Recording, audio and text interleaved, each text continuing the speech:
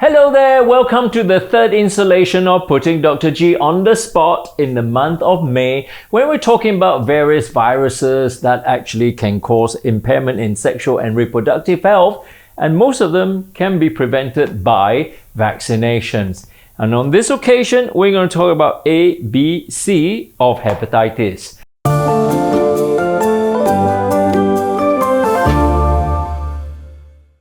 We know that there are several types of hepatitis. The most well-known one is hepatitis A, hepatitis B, and hepatitis C. And in fact, although they are named A, B, C, they are wildly different, especially when it comes to the mode of transmission. Let's talk about how are all these viruses transmitted and whether sexual activity can actually cause this.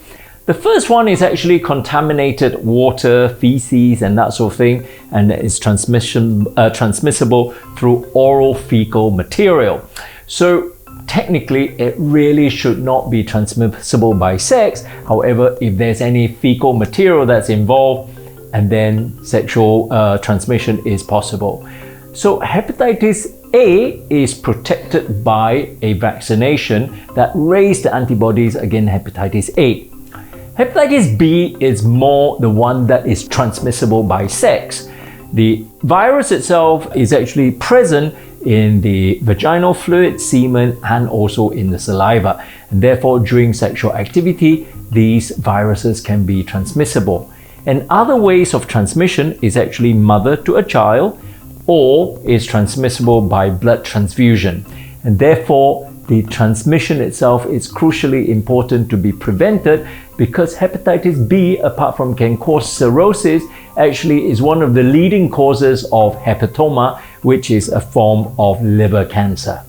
So hepatitis B itself is really something that can be prevented during sexual activity if someone or both sides are actually protected by vaccination. Although hepatitis C has no vaccine, and the transmissions by sex actually is not so common. However, transmission by the actual blood material crossover is actually quite common.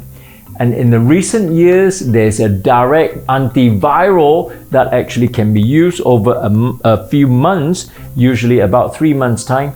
It's even curative for this particular condition because 95% elimination of this virus through oral antivirals. So what happened if someone already contracted hepatitis and actually ended up in cirrhosis?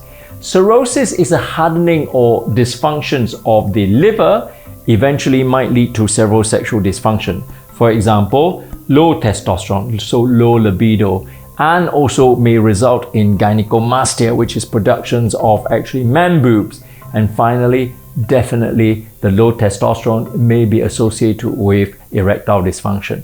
For following week, we're going to talk about a virus that actually caused havoc in the world about 5 years ago, which is COVID. So how does COVID infection affect you sexually and reproductively? And does the vaccine cause all that problems such as sexual dysfunction and reproductive health impairment?